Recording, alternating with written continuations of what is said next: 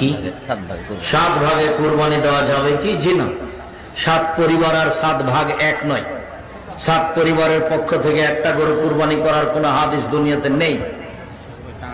7 জনের পক্ষ থেকে আছে। কেন ভাগ করতে যাবেন? বিপদে পড়বেন কেন?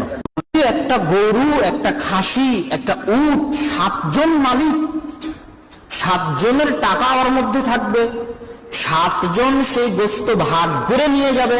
একটা গরুর কি 7টা আত্মা থাকে?